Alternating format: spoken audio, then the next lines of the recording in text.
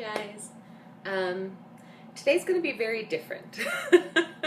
So if you're not down with the subject matter, I don't blame you, but you may want to move on to makeup or music or any of the other things that I've done here. But today we're going to talk about bodies, and specifically mine because that's the only one that I'm really an expert on, okay? But I sort of feel like our society, especially in this country today as it stands, we all kind of need a little bit of a pep talk, okay? So this is going to be part story time, part pep talk, I don't know. And this is also probably not going to be a very edited video, so it might be a little bit long and rambly, and I apologize if that's the case. But I just want to add my voice and to let everybody know that there is a different way of viewing things out there. So to begin with, I want you to know that I'm going to be using a word a lot today, and that word can be sort of triggering to a lot of people, and it means a lot of different things to a lot of different people. So in order to explain fully what it means to me, I'm going to explain actually what it doesn't mean when I say it. So I call myself fat. And sorry, itchy chin. When I say that I'm fat, I am not using that in a negative way. And in fact, I think it's more helpful to tell you what I don't mean by it than to try to explain what I do mean by it, okay? So what I don't mean when I say that I'm fat is that I am less than, that I am ugly, that I am automatically unhealthy, that I am disgusting, that I don't deserve love, that, you know, all of those other horrible things that we tend to associate with fatness in our society. When I say I'm fat, I say it because I am fat. I weigh just under 350 pounds, and I can tell you that out on the internets, okay, because that number doesn't mean much to me, okay? It tells me what I weigh. That's about it. So, it hasn't always been this way for me. I haven't always been okay with my body, and that's been for a lot of reasons. There's no one thing that I can point to and say that was the thing, and I think that that's the case for most people. But today I'd like to talk a little bit about where I came from and how I got to where I am now. So, growing up in my family, I think my mom, just like many others, was not entirely pleased with her own body and her weight, and so I saw her struggle with that a lot. And Weight Watchers was a thing in my house, and other diets, you know, that kind of thing. I was just, it was a normal part of life for me, I guess, growing up. And I think that that's true for most people, sadly. I have a lot of gorgeous, gorgeous family members who also have felt that they were too big or needed to change their bodies to fit society standards, you know. So I've been around a lot of what I would call my role models in life, a lot of the women that I looked up to who have had trouble believing that they were okay as they were. Outside of that, I had some other issues that were, that sort of exacerbated the situation. When I was a young teenager, I was raped, and there's a lot of literature on the connection between rape or sexual assault and weight gain. And I don't know that it's always like this because, again, I'm only me. I only have my own experience. But I remember very distinctly in college walking down the street. I went to school in downtown Chicago, which was great and not by any means a scary part of the city. However, there were times where there were people that, you know, I felt maybe a little threatened by or whatever, especially men walking down the street. And I remember thinking to myself, thank God I'm fat, because they couldn't, like, they couldn't fuck with me, essentially. And I don't think that it's always so consciously connected. But for me, it kind of was. It was, I don't know that I realized what I was doing at the time, you know, by gaining weight, because there was sort of a clear incline in my weight from that moment. But it happens to a lot of people. Unfortunately, you know, the numbers say that 1 out of, what is it, every 5 women will be sexually assaulted in some way. So I think that there's a lot of connection there for me. I know I have a thyroid issue. It don't matter. I don't care if I have reasons to be fat. I'm just fat, okay? But also I have a little bit of disordered eating in my past. And it's not my not too distant past. I will say that when I was, I think, 25, I was determined to lose weight, and I started really cutting back on calories, and I also started to jog kind of for the first time in my life. I've never been a runner. It's not something I think is fun. I will lift weights any day of the week, but running was never my forte. So when I started running, I started pushing myself so that I could go further and further, and I would start to do like 3 to 5 miles a day, which is fine, but I was eating less than 800 calories a day, and yeah, I lost weight. But I was also always hungry. I was always tired and cold, and I would have to take really long naps anytime I'd have to go for a run, which is like 6 days a week. And no one thought that maybe there was an issue because I was fat. And when you're fat, people think that you should lose weight by any means necessary. So that's just a little background. And then there was sort of a turning point for me when I watched a family member pass away from a horrible disease. And this particular family member I loved very, very much and was very close to.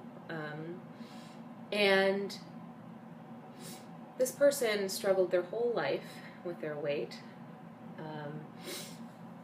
They were always on a diet, at least in my memory of them, always on a diet, and making jokes at their own expense and whatever. And, this person was hilarious, and don't get me wrong, I like a little self-deprecating humor myself, but this person was never able to see who they were to the people around them and how beautiful the people around them saw them as. And they died before their time. They died young, and at least, relatively so. And that had a big impact on me. I had already sort of been dabbling in like intuitive eating and Health at Every Size, which are both things you should look up, by the way. They're wonderful programs. And they're not even programs, they're ways of understanding and managing all of the misinformation that we kind of get. Anyway, so this person passed away, and I realized that I didn't want that for myself. I didn't want to have a disease that was going to kill me and be concerned about my weight in that process. To me, it was heartbreaking to watch, and I don't know how else to say how magnetic this person was, in my view, how just stunning they were as a person, and to see someone like that never understand what they were to everyone else around them. It made an impact for me. So I decided I didn't want that anymore. And that's all great and lovely, and that's the starting point, but then you have to think about, how am I going to change this thing that has been true for me for so long, this view of myself that has been so negative and awful, you know? And I will say, you know, of course, I had internalized all of this. All of this stuff was happening in my brain all the time. I literally remember talking to my therapist about, you know, I'd make a silly mistake, and in my head would be, "You stupid fat bitch." Like, I'm not even kidding. That would be the thing that would run through my head. And that's not okay. That's not how you should be talking to yourself, right?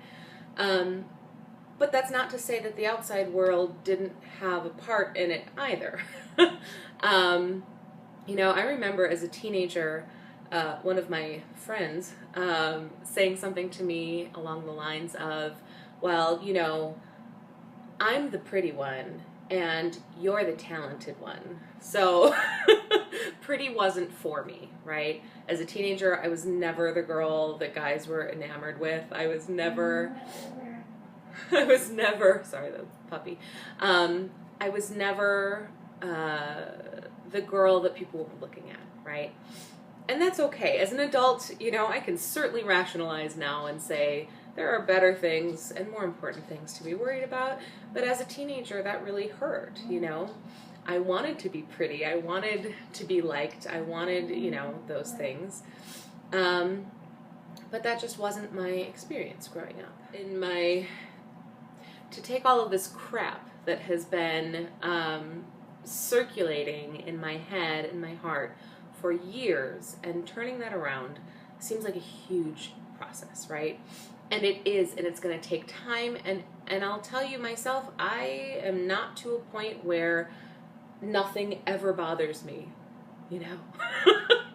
I'm not untouchable. I'm not perfect. I'm not so confident in everything I am and everything I do that I never have a bad day, right? I don't think that is possible. I don't think that if people are honest with themselves, that is a thing that can happen in life. Because I think that all of life, you know, requires change and introspection and hills and valleys, right? If it were all the same, we'd never get anywhere, we'd never grow, we'd never change. So I've learned to sort of invite those days, for the most part, in and say, okay, this is how I feel right now. I've been here before, and I know that tomorrow when I wake up, this could all be different, right? But the journey is tough, and I wanted to give you all some places to kind of start, some ideas of how to sort of start changing that negative voice. So, I started reading books. I'm a reader, and when I get sort of obsessed with a new thing, an idea, I want to know all about it. So I started reading books, and I think the first one I read was Intuitive Eating. I think that was my first sort of foray into this new world, right? And it was a couple years before I started looking deeper into things, but I started with a few core books. There are lots out there. 25 Reasons Why Diets Don't Work, and I don't know, there are a million. Just Google it, okay? Google's much better than I am. So read all about it, okay? And don't just read things that are funded by diet companies. Don't just read things that are meant to be a program that one person is making money off of, you know, by using their name to lend to it. Just find yourself some good books. So the next thing that I kind of realized is that the media that I was consuming only had the image of the thin, long-haired, blonde, white girl, right? That is so popular in the United States, in ads and whatnot. You can change some of those aspects around, but you're always going to have thin. And when you are surrounded by everything that you are not, it can be very difficult to find the beauty that's inside, right? So I decided that I would create a Tumblr account, that I would go to Instagram, that I would start following people and blogs and whatever that were real people, maybe even that looked like me. I would purposely find women, especially, that would label themselves as fat without fear, without any negative connotation. And I just kind of skipped the other crap. I stopped watching commercials on TV. I stopped buying any beauty magazines at all. I don't care for them for this reason, because they so entrench us in that mindset. And I started noticing that I could easily see the beauty in these other women, right? This right here has been sort of the bane of my existence, right?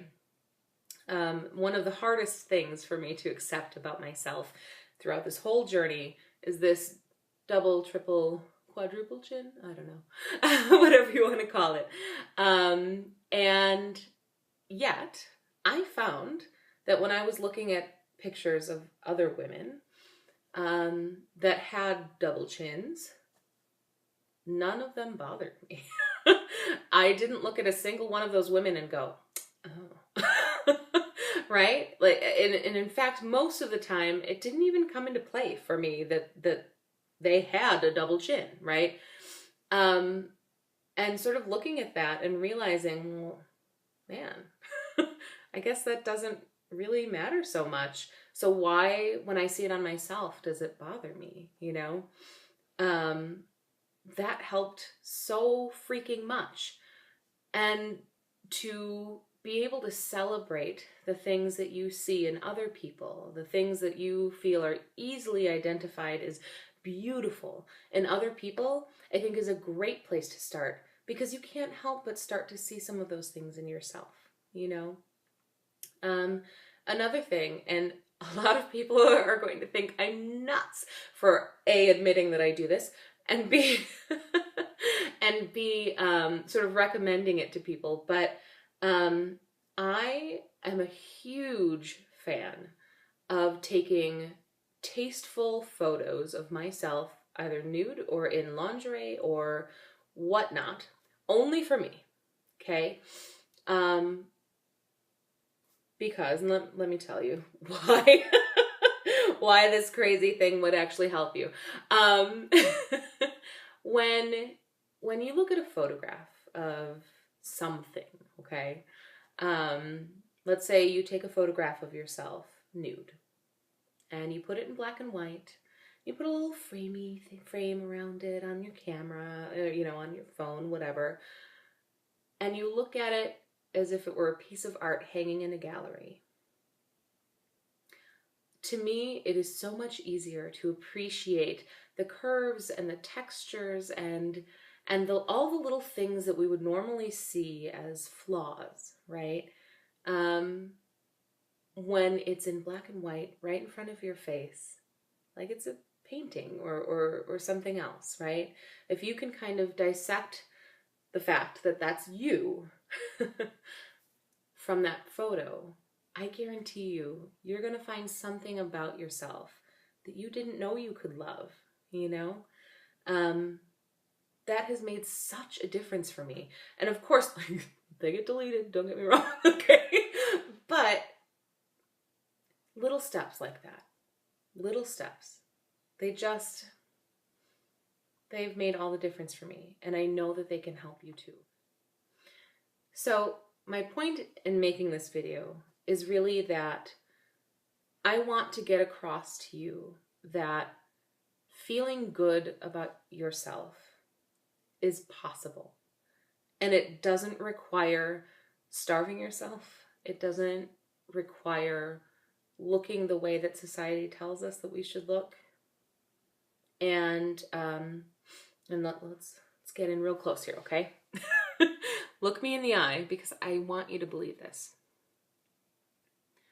Whoever you are, wherever you are in your journey, no matter what you weigh, no matter, what kind of acne or discoloration or hairstyle or fashion choices that you have made or have or whatever, you are okay right as you are. You are enough, okay?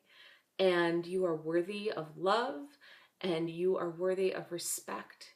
And anyone that doesn't think so, that reflects so much more on them than it will ever reflect on you. And please, please, please stop feeling, I don't want to get teary-eyed here. Stop feeling like you are a failure for not being some arbitrary thing that our society has deemed perfect or acceptable, okay? You are enough all by yourself, just as you are this minute, and I will fight anyone to the tooth that says otherwise, okay? I'm gonna end this here. I know this was kind of rambly, but I just want all of you to see how incredible you are, okay? There's a lot of crap out there. There's a lot of people who are going to tell you things other than that, and it's unfortunate. And I try to remember that those people must be hurting, because I know that I've done some things in my life while I was hurting that I'm not proud of, but it's possible. It's possible to love yourself. It's possible to feel better about yourself. And I am here to help you along the way however I can. Okay? Thanks for watching, guys. I hope that this wasn't too much of a bore for you. All right.